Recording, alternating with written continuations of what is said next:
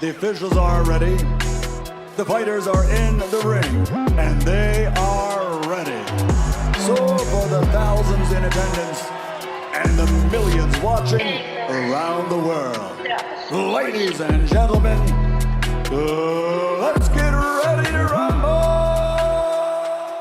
All right, guys, let's get right into it. The extra time on the clock couldn't produce a knockout ending that Amanda Serrano craved. It didn't matter, as she got everything else she wanted out of the 36 minutes of ring time shared with Danila Ramos.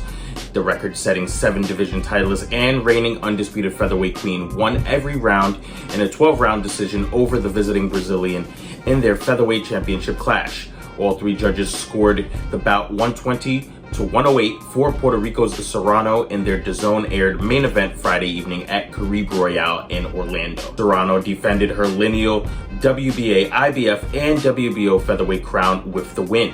The WBC title was not on the line, as the Mexico City-based organization would not endorse women fighting 3-minute rounds or the 12-round distance. Serrano, who has won titles at every weight from 115 pounds through 140 pounds, is normally known for her high-octane offense, not uncommon among women in the sport given the normal 2-minute period to make your mark. The legendary Boricua was more deliberate in her approach on Friday and boxed more in the opening round. The jab was a key weapon for both boxers.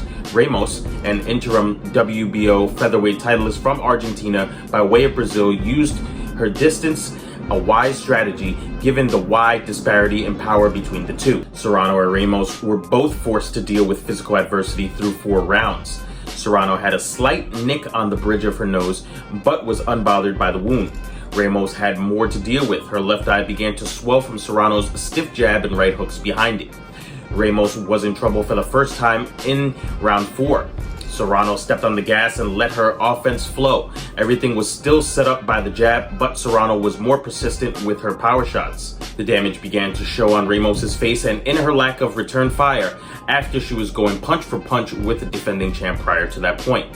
The trend continued into the middle rounds. Ramos widened the gap between the two and began to use far more lateral movement in the absence of an offensive response. Serrano steadily increased her punch output, including more than 120 in the 6th round, as she had a response any time Ramos attempted to throw a punch. Ramos worked her inside and landed a right hand at close quarters in round 7.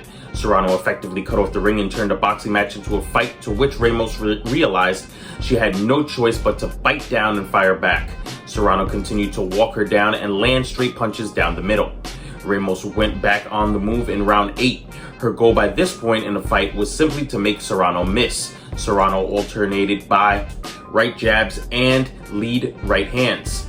Ramos tried to fight back and cornered, but was fighting through compromised vision as her left eye was nearly swollen shut by this point.